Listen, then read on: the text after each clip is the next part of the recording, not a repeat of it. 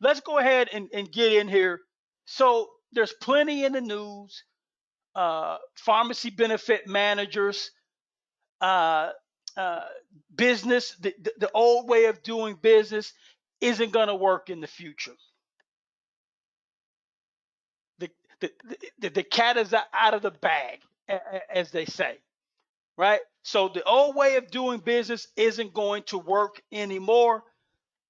Now, by the end of this presentation, I'd like for three things to happen. I want you to know how pharmacy benefit managers make money. I want you to feel something other than indifference about what you learn. I got off a call with a prospect that we're trying to do business with, and pretty large organization, um, 5,000 employees. So you figure 10, about 8 to 9,000 members, uh, and they don't have a broker. They don't have a consultant other than Deloitte that they talk to once a year. There's no pharmacy benefit specialist inside the organization. There's no pharmacist inside the organization. And I could tell within 5 minutes they were completely in over their heads. And that's the kind of thing that we're trying to repair, right? So I want you to feel something other than indifference about what you learned today. So price is a concern, as you saw in the news. That's what's being tackled. Now, my approach and what I want to share with you isn't necessarily about negotiating bigger discount guarantees, negotiating bigger rebates, using a different price benchmark, NADAC as opposed to AWP. You know, those things are important when weighted equally. Those things are important. But for us, at the end of the day, what matters most and what is going to have the biggest impact on employee outcomes and what self-insured employers pay and what unions pay and what coalitions pay and what city and states pay is how much data do you have and what is your level of skills to interpret the information that you have. At the end of the day, that is what's going to matter most. PBMs have leveraged information asymmetry to their financial advantage. They have the information, their clients don't. They have the skills to interpret that information, their clients don't. And when that happens, it makes it difficult to calculate what they themselves are making. I'm not talking about what are the pharmacy costs at the end of the year. It's not what I'm referring to. What I'm referring to is what piece of the pharmacy cost is attributable to the PBM's take home. Very few organizations are talking about that piece. This is from the director of benefits and compensation at a health plan. At a health plan that has 30,000 employees. They entered into an agreement with a PBM that did not allow them access to their own data.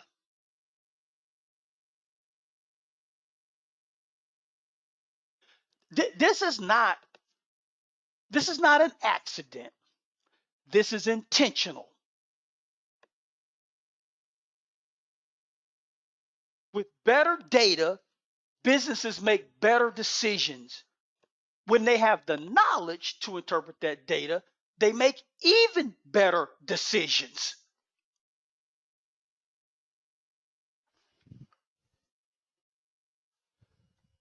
This is an example of information success. The point of rebates is to help a buyer of prescription drugs get to lowest net cost or to reduce the cost. Without a rebate remittance report that explains to a buyer, a self-insured employer, what claims were eligible, and then what was paid on each of those eligible claims, that buyer is unable to determine and calculate the net cost of expensive drugs. Getting the rebate is only half the responsibility. The other half of the responsibility is to then track and measure net cost. This is a form, a remittance form that we've always provided to clients. Every PBM, I shouldn't say every, I haven't talked to every, I don't know what every single PBM does. And by the way, when I say something and it sounds definitive, in pharmacy benefits, rarely is anything definitive. What I'm going to ask you to do is place that invisible phrase, generally speaking, in front of it.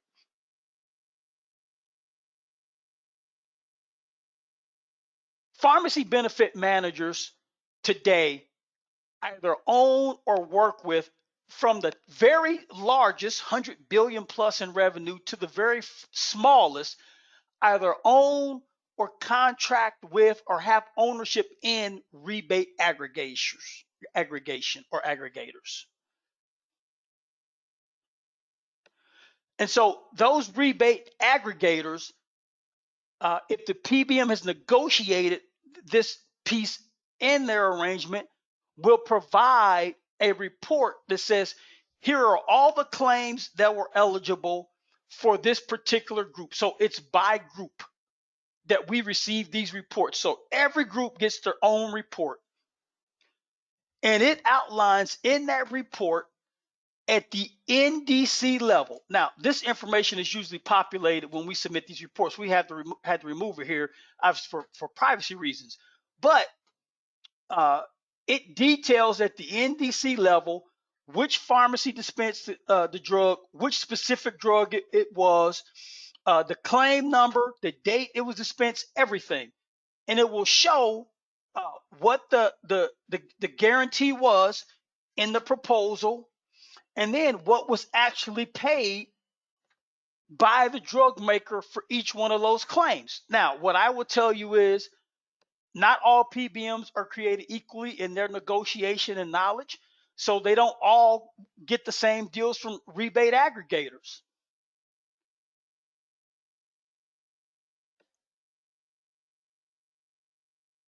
And so the point of this is you got to get the information. You got to get the information. Now, so this all leads me to the status quo. Plan sponsors enter into an agreement with a pharmacy benefit manager that calls for an artificially too low administrative fee. I saw a contract today from a competitor. The administrative fee was, I think, $350 per claim, per paid claim. That was their administrative fee. What I can tell you is that no PBM can stay in business and keep the lights on and make payroll at $3.50 per claim. Certainly can't do it by not charging any administrative fee. So when that administrative fee is artificially too low, that essentially gives the PBM a blank check to augment that artificially too low admin fee in the back end. And so in this particular contract, the Pharmacy network guarantees for retail 30 were 80%. What I can tell you is any decent PBM on a retail 30 is going to be able to generate at least an 87, 88% discount off of AWP. That means that PBM was generating an 8% spread off the AWP.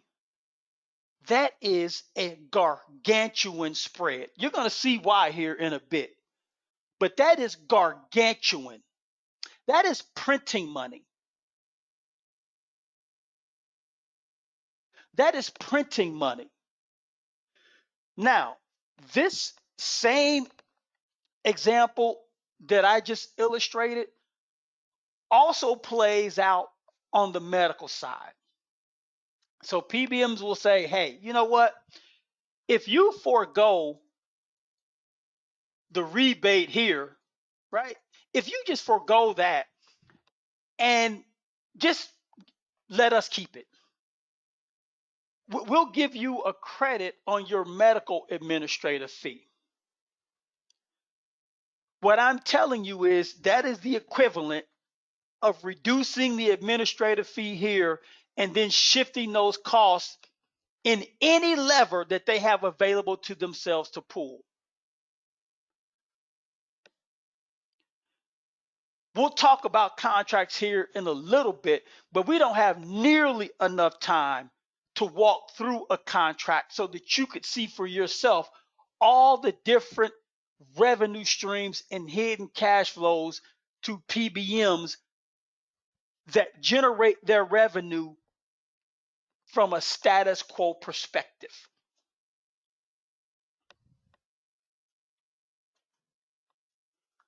If you didn't believe that previous slide, maybe this one will convince you. I always source information that I share, but I worked for Eli Lilly at this time. Here, specialty drugs, there may have been a handful, not not much market share at all back in 2002. And then if you've been around long enough, you remember mandatory mail order, and we're even seeing a little bit of that kind of creep back in to the utilization mix. And then now and here you see now specialty drug rebates gobbling up the revenue for the PBM and cost to buyers. And if we move this out here, we all know about vertical integration, right? If we move this out here, the specialty drug rebates are shrinking on the pharmacy side, but they're growing on the medical side through what we call medical benefit drug claims.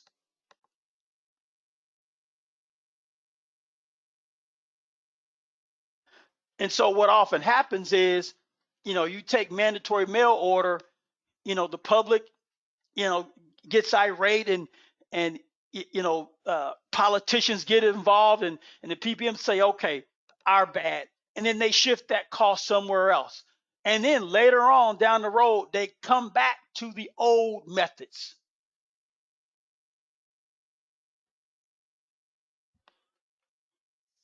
So listen, I'm not here to bash PBMs. I believe our place within the U.S. pharmacy reimbursement and distribution system is very critical. What I don't like in healthcare is opacity. Listen, if banks want to engage in that and car dealers want to engage in that, listen, no harm, no foul, right? You pay too much for a car, you pay too much for a house. Okay, no harm, no foul. Maybe you have less money in your pocket. Maybe you got to go live with mom and dad because you ran out of money. No one's going to die.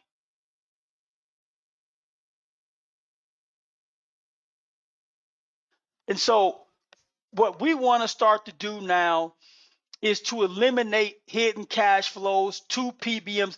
And again, if PBMs want to charge exorbitant prices for their services, have at it. But what I'm not for and what we want to teach is I at least have to know what I'm paying you. Can I know that? So that I can determine for myself whether or not I believe it's reasonable. That's all this is about.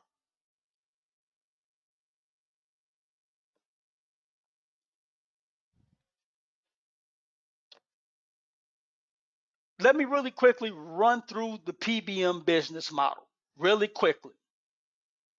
There's a lot of folks been in employee benefits and in HR, and their companies have spent millions of dollars on pharmacy benefits for the employees, or the firms have clients that pay these consultants firms and brokers have clients that pay them millions of dollars, but they don't understand how the system works.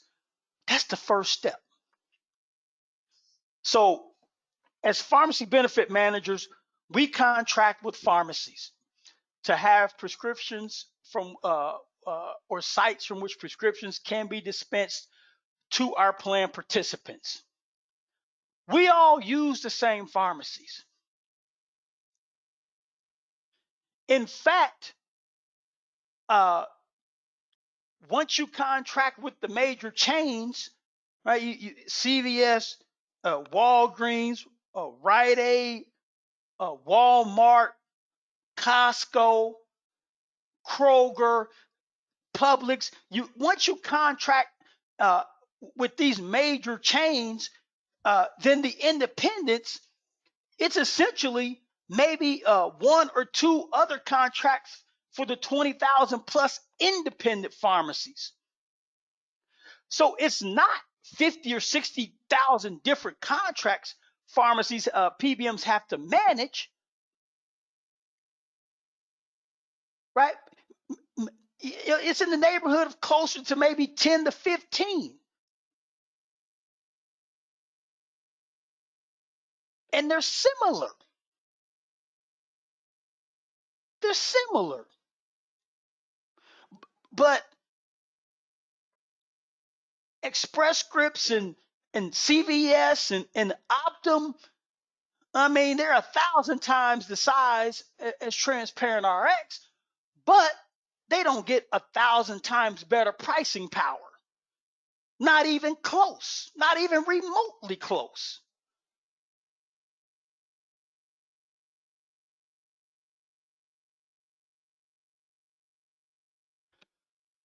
Right? So we contract with pharmacies that have prescriptions dispensed, and PSAO is Pharmacy Services Administrative Organization. Think of them as a group purchasing organization for pharmacies. So pharmacies contract with these PSAOs, and these PSAOs then turn around and negotiate with PBMs on reimbursement to these pharmacies that are contracted with PSAOs. And so when a pharmacy dispenses a prescription to a plan participant, let me back up. That's the contract piece. And so we have pharmacies that dispense prescription to plan participants, and then we have to have uh, clients that provide those services to, and their third-party payers. Employers, I mentioned them, employers, state government, federal government, cities, school districts, unions, you name it. Now, when a prescription is dispensed, we pay the pharmacy. We pay the pharmacy. Now, if a member's out of pocket covers the cost of the drug, and there's a zero balance due to the plan because the member's copay covers the cost of the drug,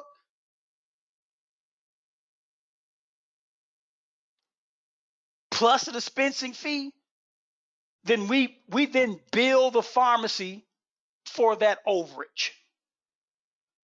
So we either pay them or we bill them for the overage. Now, we bill, as I just mentioned, the buyer, our clients, for that service. The self-dealing began long before that process started to work. It began in the contractual arrangement between the third-party payer and the PBM.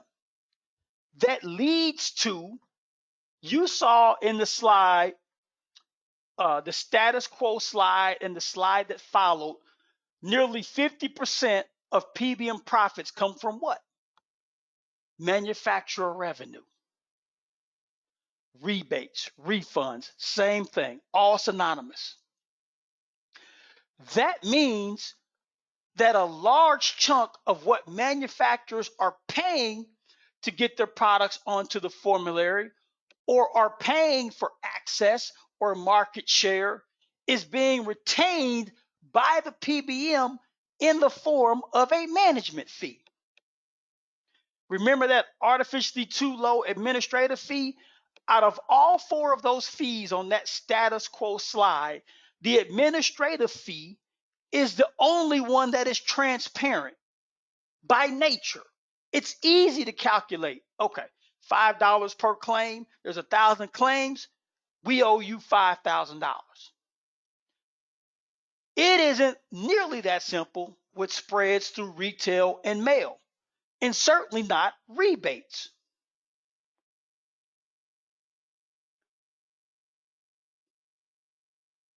So this is problem number one. We know it is fact that PBMs are retaining manufacturer revenue for themselves, not passing it on to their clients in order to help reduce their cost. And again, I want to be clear here. If a third-party payer wants to allow a PBM to keep rebates,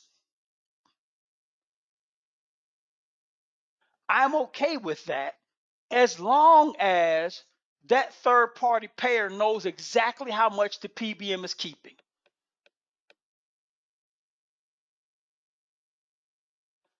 That's the first problem. The second problem is this. The reimbursement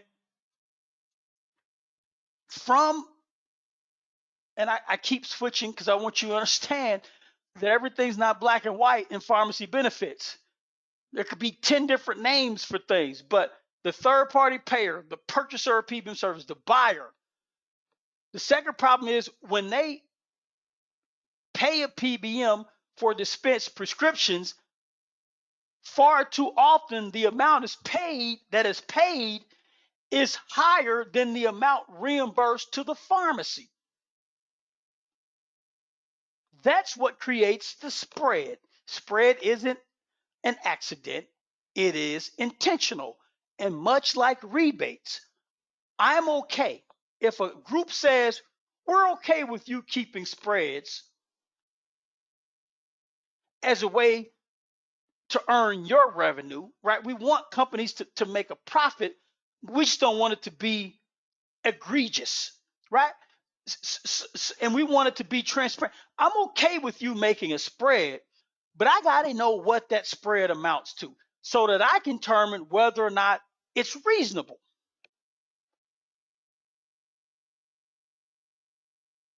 The reason PBMs leverage information asymmetry, or in other words, information failure, is because they don't want you or your clients to have access to the data to be able to make the decision for yourself whether or not that spread or that rebate is fair.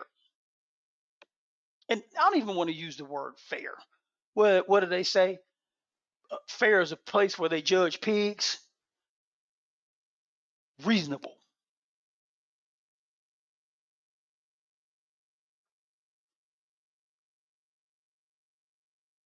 Now, the third problem with this particular system is your clients sit at the very top of the system and you fund it. The money flows downhill. The reason it's the third problem is out of all the entities in these boxes that we have on this of all these boxes and the organizations in this system, the people, patient, and organizations, you and your clients know the least about how it works.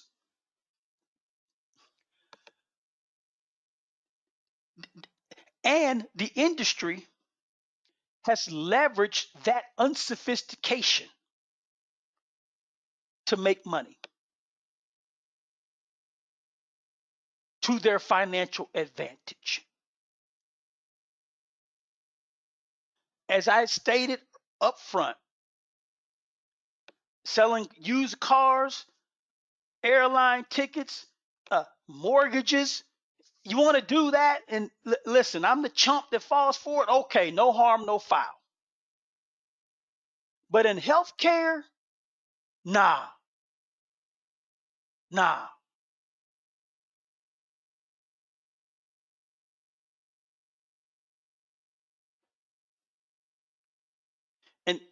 And excuse me, when my emotions, I'm reading this book called Executive Presence. And in this book, it talks about not letting your emotions get the best of you in presentations and meetings and things like that. So I need to apologize up front for not adhering to what I've learned in the book Executive Presence. But this bothers me.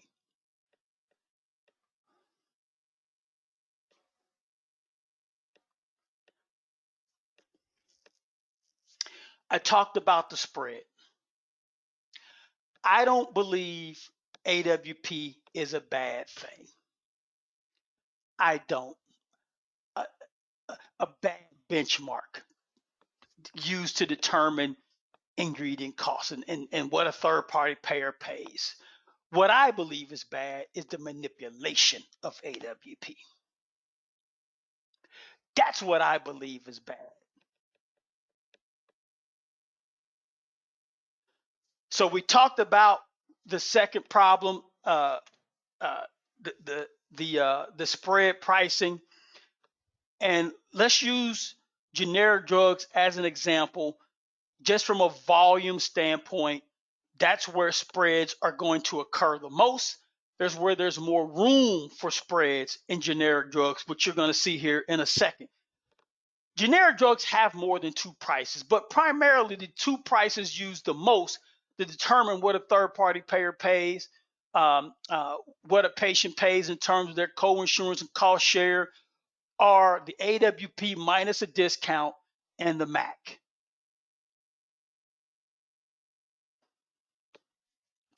Let's look here really closely. All right. Now I'm going to deviate here for a second. So I want you to understand zero balance logic. I'm just talking. There's no diagram. I'm just talking. PBMs have the capability to incorporate 4 price benchmarks, or sometimes they're called reference prices as well, into the logic that determines what a third-party payer is going to pay and what a pharmacy is going to be reimbursed. Now, a PBM that leverages information asymmetry or information failure and that likes to get their clients into these low administrative fee deals because they don't want them to know the true cost to provide the service. Why do that when I can show you a low number and then hide our fee throughout the course of the year?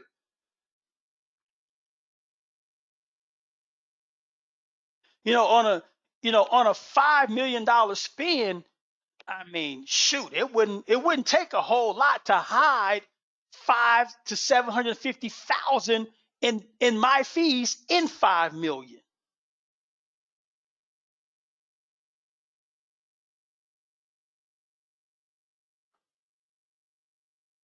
So we have 4 price benchmarks. We've got AWP minus, we've got MAC, we've got usual and customary, what you refer to or often here as UNC or the street price.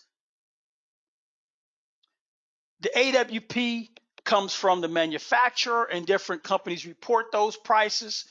IBM Watson Health, which is now Meredith, Elsevier, Medispan. You're familiar with these entities. They report AWP, and PBMs connect and buy these services from these companies so that we can then use it to reimburse pharmacies and bill our clients and other stuff as well. But that's the primary reason. So you've got AWP minus, you've got the MAC.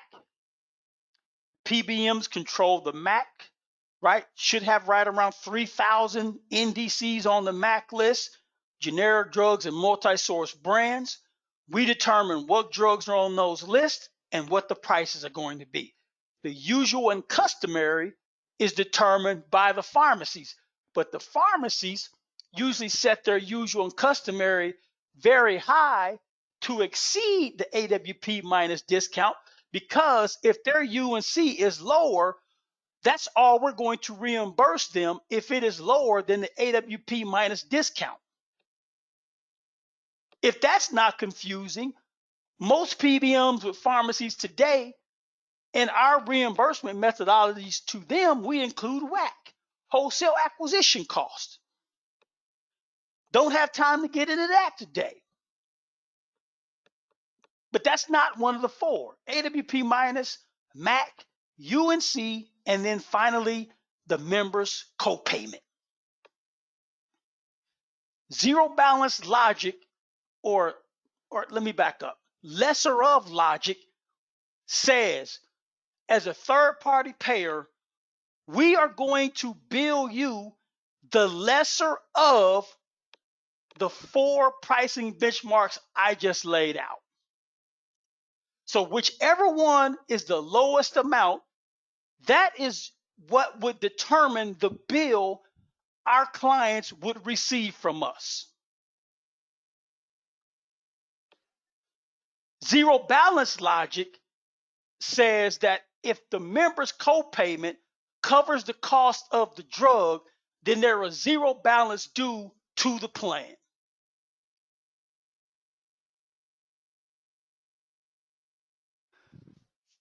Using AWP and MAC, right? AWP here. We've got MAC here. The levothyroxine 100 microgram tablets, 30 tablets. The AWP is let's call it 560. Now, I just shared with you that I reviewed a contract today where the discount guarantee was 80%. I'm not going to even use 80%. And by the way, the discount guarantee was 80%, and there was no requirement in the contract for that PBM to pass on any overages to the client to lower their cost.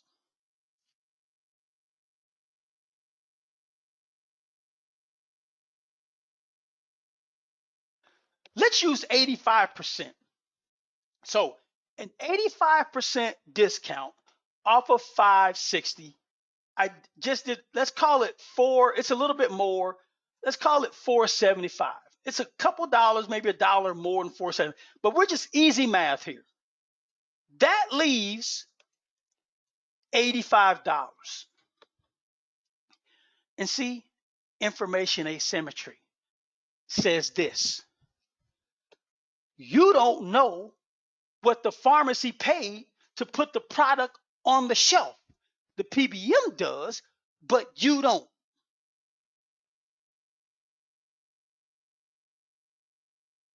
And the PBM that is holding on dearly to the status quo doesn't want you to know, doesn't want your clients to know what it reimburses the pharmacy. Because then you can make better decisions.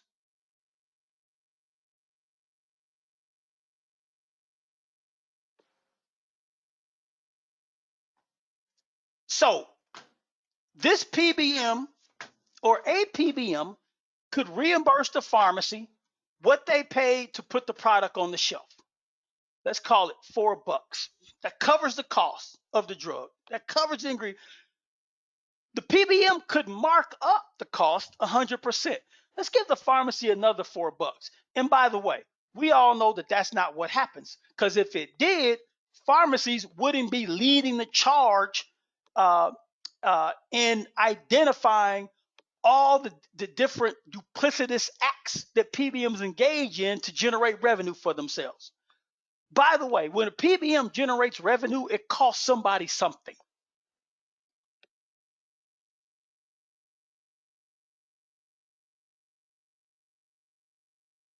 So the more money we make, the more you pay.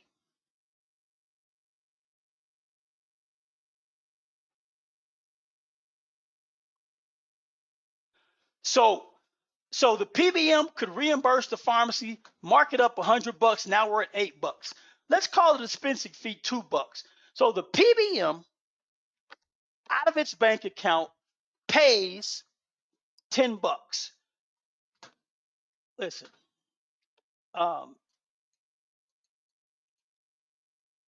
minus 10, that's a horrible 10.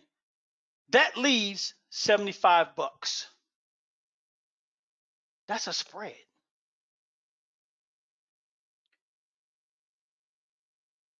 Now, someone out there is thinking, well, Tyrone, that's a bad example, because more than likely that generic drug is going to be on the MAC list. And you would be absolutely right.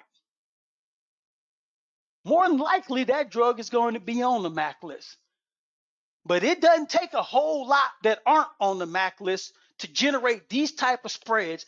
And when you're adjudicating millions of claims, you only need a handful of NDCs to back the Brinks truck up to the bank.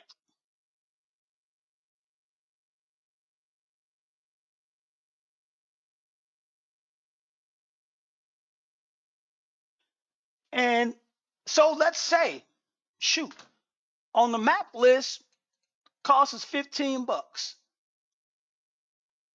right? $15. The PBM's out of pocket doesn't change. It's still $10. Now it's a $5 spread.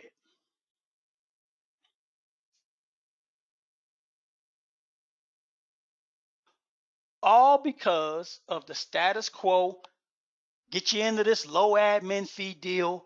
And whether you know it or not, you're going to allow me, the PBM, to generate my management fee, or in other words, the fee I'm charging you to be the PBM, in an undisclosed fashion, in an opaque fashion, which makes it easier for me to overcharge you.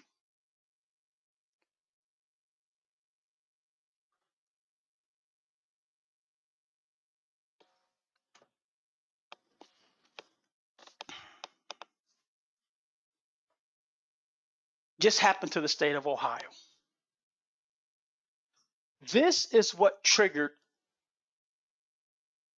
the lawsuits by the different states' attorney generals against Centene. State of California just won, I think it was $215 million, double what the overcharges amounted to.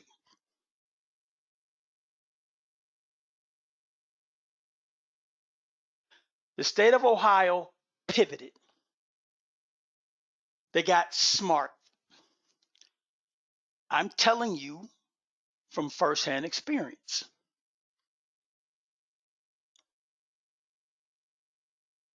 The discount guarantees, the rebate quotes can be a distraction if you allow them to be. What the state of Ohio finally, after all this time, wanted to know was PBM 1, PBM 2, how much are you making?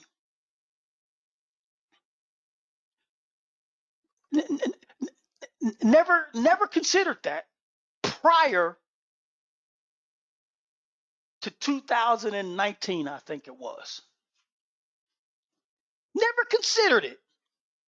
Just cut the check.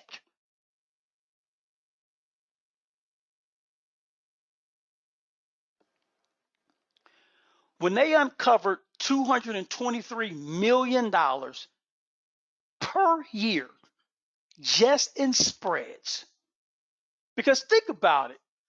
Before it was, okay, no administrative fee, great. Discount guarantees, they go up, great. Minimum rebate guarantees, great. They go up. Why do our costs keep going up?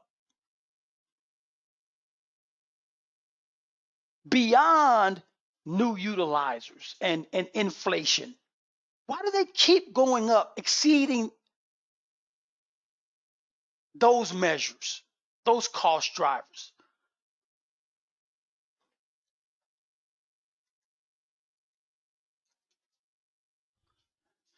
So if Greg were here today, what he would tell you is it's not information we've never seen before. It's true. But more important than that is it's information we never demanded before. He's not lying. But let's call it what it is. You never demanded it before. And when you got the information, they terminated the contracts essentially overnight. This is all public information. Contract language, give me 5 more minutes. Stay with me. Contract language is misleading. There are four primary drivers of pharmacy cost: price, product mix, utilization, and the member cost share. There's different components under each, right? But when we're addressing the price cost driver, the contract is king.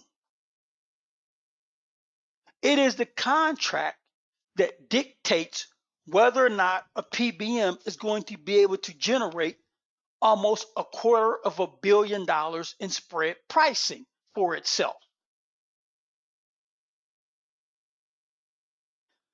I say that, and it is true, but it does not mean that just because I tell you the contract is king, that you're qualified to analyze it. You got to get those skills, and it takes time.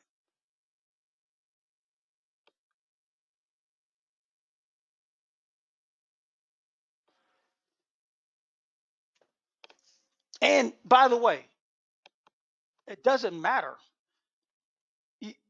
Um, Northwestern Law School, Yale Law School, Harvard Law School, number one student in the graduating class, genius.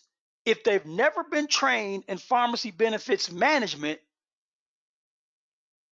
it won't matter. As a matter of fact, it may cause more harm that someone has the credentials and you put it in their arms on their desk without the training, and you trust in them without the training. It could cause more harm.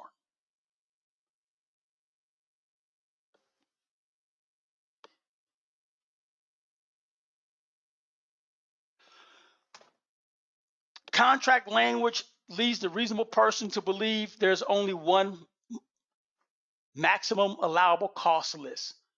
PBMs that are holding on to the status quo have multiple MAC lists. They can use one for their clients and another one for the pharmacies. And they do that to generate what? Spreads for themselves. It's complicated.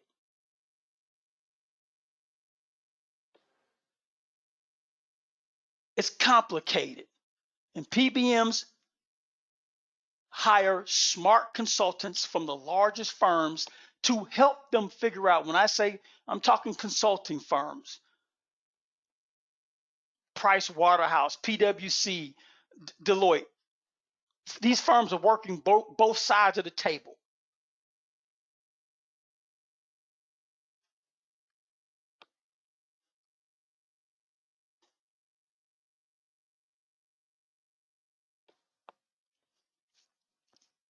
Rebates, I showed you two different slides that said 50% of a PBM is not revenue, but profit comes from rebates. I showed you the reimbursement and distribution system. The first problem I pointed out was the formulary rebates. If you remember, in that part of the diagram, it said formulary rebates. The problem is most plan sponsors are just getting that in their contract, because PBMs and drug makers sit at the table. Drug makers say, we have a finite amount of dollars we're going to pay. Now, where do you want to allocate these dollars? They can be allocated into manufacturer administrative fees. That fee is different than the administrative fee I shared with you on the status quo slide. They have nothing to do with one another. But to the untrained eye, they would think it's the same. It's not. This administrative fee is a rebate. But if the contract doesn't address it, guess what? PBM keeps it. Don't believe me? PBMs could allocate 90% of the dollars to a product discount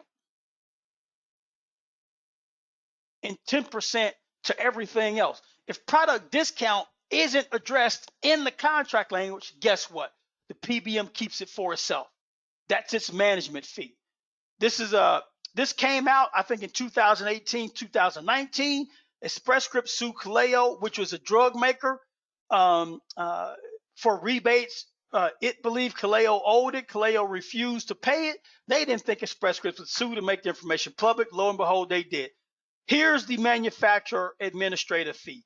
It dwarfs the formulary rebate. It's public information. Go out and look at it. Again, price protection rebates. You'll see it referred to as inflation protection or inflationary rebates. The point I want to make here, again, it's a different type of rebate. It dwarfs even the administrative fees and the formulary rebates. Again, if it's not addressed in the contract, guess what? The PBMs keeps it. Outcomes rebates. These are rebates paid based upon some agreed upon metric between the PBM and the manufacturer. It could be indication specific. It could be based upon efficacy.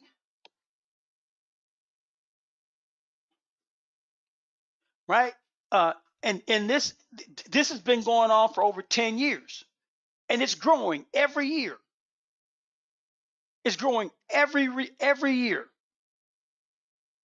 These performance-based rebates. Again, in the contract, PBMs are so brazen that they put in the contract language clinical performance payments from the manufacturer, performance-based payments from the manufacturer, or rebates. You don't get this, we get to keep it. To the untrained eye, it kind of makes sense. But you must know that you and your clients are entitled, at the very minimum, to understand how much money the PBM is making. And if you don't like it, to then take action around it. That's the very minimum. Somewhere near the top is you got to be getting some of these dollars, if not all, yourself. So I talked about the artificially too low administrative fee. Anything below $6 per paid claim is artificially too low. Now, That doesn't mean if a PBM is saying, hey, our admin fee is $5.50, and we don't make any money, and you say, Tyrone said if it's below 6, then you have to be making money somewhere else. What I'm saying is this. The further away you get from that $6 per paid claim, the more likely that PBM is making money somewhere else. If that administrative fee is $3.50, that PBM is making money somewhere else. There's also the case where PBMs charge more than $6 per paid claim, and some of those PBMs make money somewhere else. I'm giving you opportunities to look for red flags in which you can start digging into more. But remember, pricing starts with the contract. This is around rebates. Again, PBM say, oh, we're only keeping 2 or 3%. We're passing through all the rebates. Well, the state of Texas mandated that if you want to do business here, you've got to disclose what you're taking and what you're keeping. 21% is it's unfathomable. It just really is. Imagine a drug paying, and I see this every day. Imagine a drug paying, a $5,000 rebate. That's $1,000 to the PBM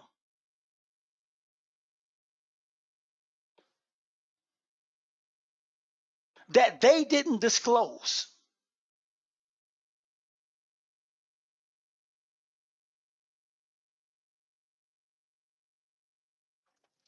All right, real quick.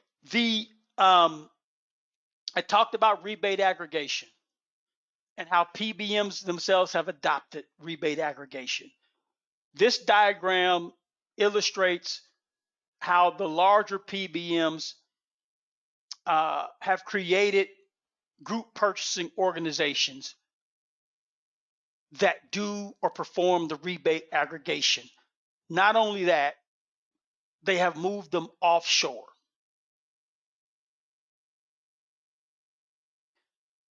I'm going to leave that up to you to figure out why that might be.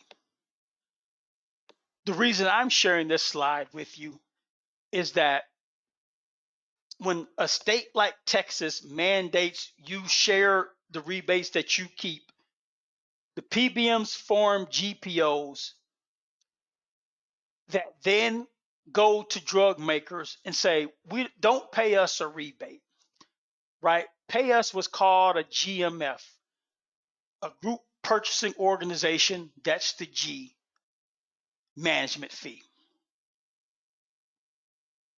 And there's all sorts of buckets in which those fees can be paid that aren't then labeled as rebates. The challenge with that is, remember when I said manufacturers have a finite pool of money that they are willing to refund in the form of rebates. These GMFs come from that same pool of money. So that means there's a lower amount of rebates eligible to be passed on to the client when those GMFs are deducted. It is another way to hold on to the status quo.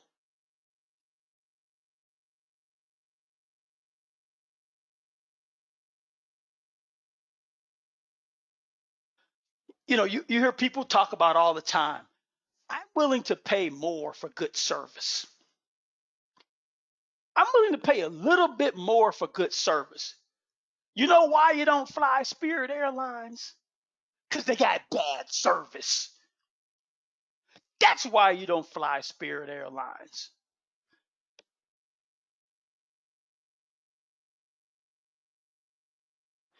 Even if I think I'm paying a little bit more with a PBM, I'd rather do that if I'm going to get good service in the form of all my data, where all the money is going, and what the PBM is being paid.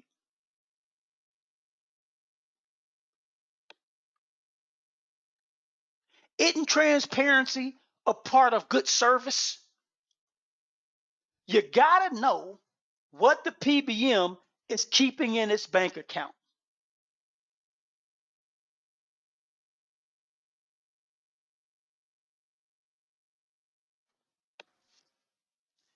The importance of that is we call it the take rate. What percent of the plan's final cost is the PBM keeping in its bank account? Not net profits, just revenue. What percent of my final plan cost is the PBM keeping in its bank account? That's the PBM's take rate.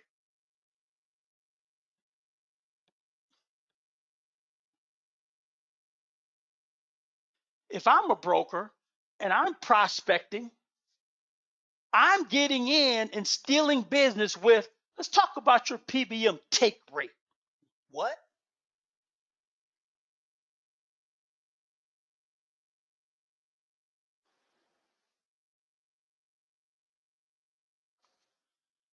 Just really quickly, saying one thing, doing another.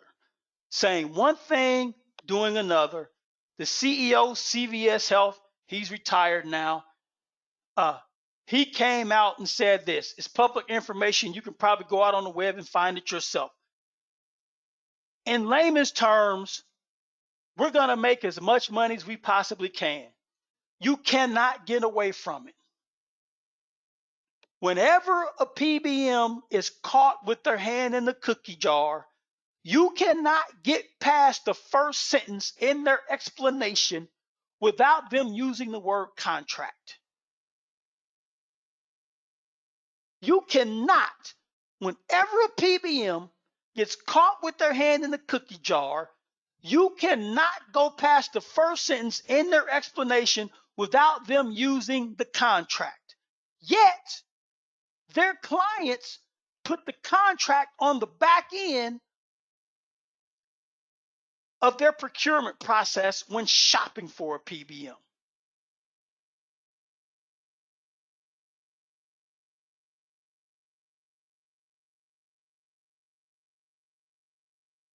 The proposals and the optics don't fall for the optics. What does the contract tell you? If you're falling for the optics, you're falling for the banana in the tailpipe.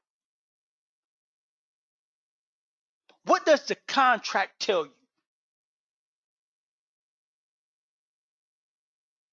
What historically has been their behavior?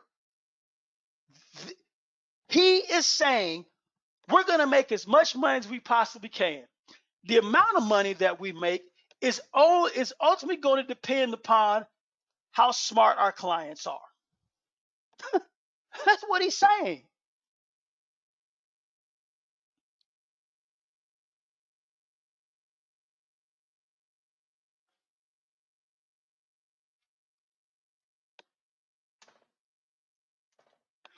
I talked about the take rate, what the PBM is keeping in its bank account. We call this earnings after cash disbursements. Everything in green at some point lands in the PBM's bank account. The PBM then disperses cash when it pays a pharmacy, reimburses a pharmacy, or when it funnels rebates back to its clients. Those are cash disbursements. Whatever is left over is what the PBM is being paid. We got to start looking at this number. The new path says this, and listen, I'll be the first to tell you, not every PBM is going to offer fiduciary standard. But what I am telling you is, at a minimum, you must have radical transparency. Where is all the money going? Where's all the money going? Who's being paid what? And I need to have the data to verify that all that is happening. How much is the PBM being paid? What are the pharmacies being paid? What are the rebates being paid? You need that data to calculate earnings after cash disbursements, and you need that data to consider a PBM radically transparent. There's a way for PBMs to be radically transparent, charge a fair fee, buyers pay less, brokers can still generate the income that they need to pay the bills, send the kid to private school and all, take trips and all that stuff. There's a way for all of that to happen, even when the PBM is a fiduciary and or radically transparent. We brought this client on in 2020. They're still a client today. What happens when a fiduciary PBM brings on a client? We bring on a client, they come to us at $110 per member per month. In that first year, they're right around $52 per member per month. Every year after that, you have to stay on top of it because costs are just going to creep back up. You have to be adding new programs. You just have to be on top of it. But inevitably, if no new drugs or no new utilizers of specialty drugs were added, if there's no new employees, everything stays the same for 3 years, costs still go up because you know why? Manufacturers raise prices every year. So you expect some creep up after that big drop. The reason I point that out is this.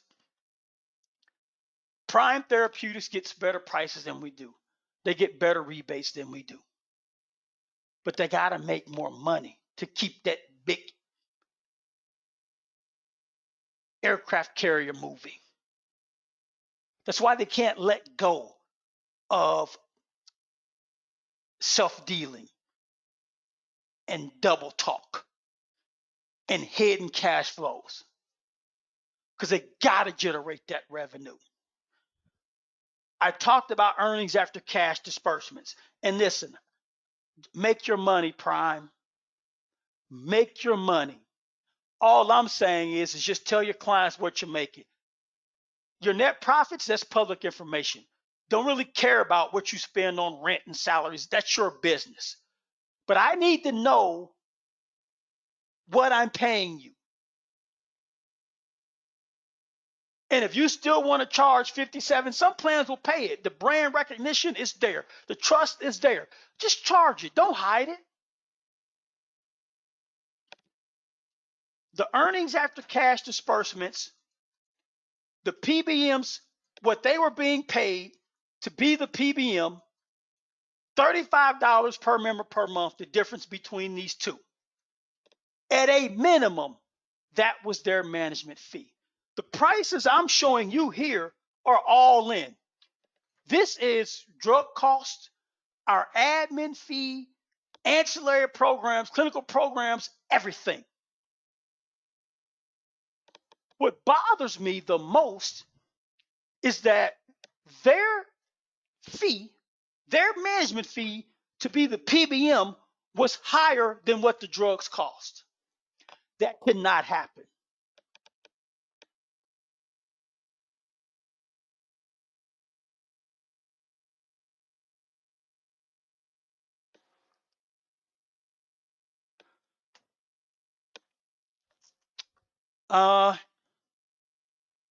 He's the broker for Atlas Aerospace. So just in case you're thinking to yourself, this guy's full of crap. He is making up stuff and he's just full of it. I don't believe a word he's saying. You don't think I know that's what you're thinking?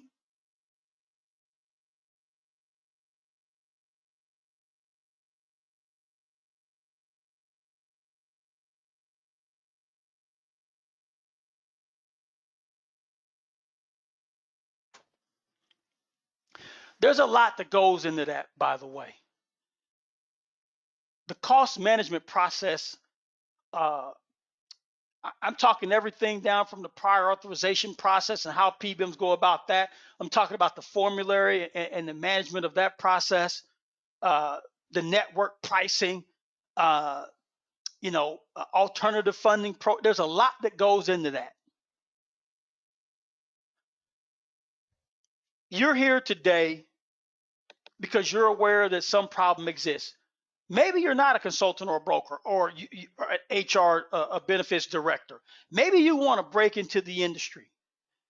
Maybe you got an interview coming up. Someone asks you, what is a PBM, or what's the problems and challenges with a PBM? Now you got the answer. You're aware that a problem exists, and you've modified your behavior because of that awareness. That's what you've done by attending this webinar. But there's still more work to be done. I don't really like plugging this. I'm not a shameless self-promoter. But what I am going to tell you is we've got the first and the only program with a focus from a buyer perspective on how to manage pharmacy benefits. And we're now backed by the University of North Carolina, Chapel Hill, Eshelman School of Pharmacy. By all accounts, depending on the source, the #1 school of pharmacy in the country. And we've had thousands of folks participate because we got nothing to hide. We want the truth out. It's done wonders for folks' careers and their businesses. If you're interested, the next class starts June 1st. Take a look at the testimonials. Let those folks tell you for themselves what they think about the program. It ain't a sales pitch. It's about you.